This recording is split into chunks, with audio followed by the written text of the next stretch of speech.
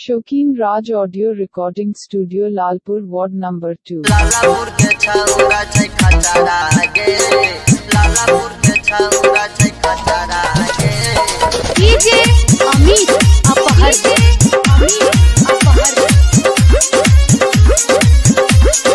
Recording by सुरो music.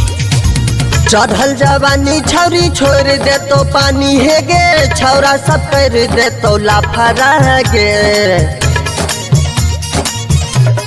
हे गे छौरी चढ़ल जवानी छौरी छोड़ दे तो पानी है गे, छौरा सब कर दे तो लाफरा गे। सुन गे छौरी तोहार खींच ले तो या चरा, लालापुर के छौरा छै खचारा गे। सुन गे छौरी तोहार खींच ले तो या चारा, जयनगरा के छौरा छै खचारा गे। डीजे अमित अपहर,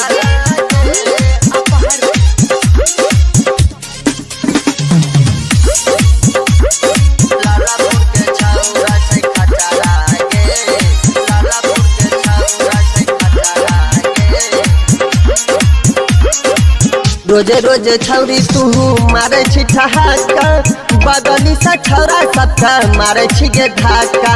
केहना करहतौ हे गे छौरा बरी, तोहर बाप के गिराही देतौ पगरी, तोहर बाप के गिराही देतौ पगरी। आई हाय रोजे रोजे छौरी तू मारे छी ठहाका, बगली से छौरा सबका मारे छी गे धाका।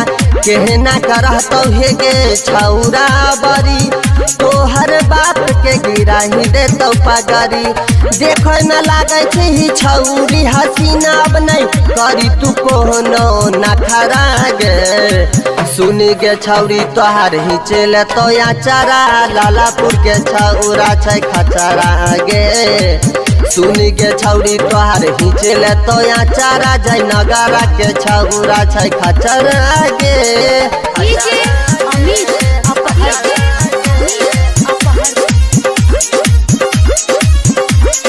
लालापुर के छौरा छै खचारा गे, लालापुर के छौरा छै खचारा गे। राही जब तू खेल के तू करे छी गे माना, शौकीन में सब कुछ करके देतौ जुराबाना। रंजीता नावेद के खिलैली खूब खाना, तो बेटा सुनील बनलौ तोहर दीवाना। राही तर तू खेल के तू करे छी गे माना, शौकीन में सब कुछ करके देतौ जुराबाना। रंजीता नावेद के खिलैली खूब खाना, तो बेटा रहमुल बनलौ तोहर दीवाना। कहो शौकीना मागे महीन जो सजना मागे, खराब नहीं करी तू जाता गे। सुन गे छौरी तोहार हिंच ले तो या चारा, लालापुर के छौरा छै खचारा गे। सुन गे छौरी तोहार हिंच ले तो या चारा, जयनगरा के छौरा छै खचारा गे। डीजे अमित अपहर, डीजे अमित।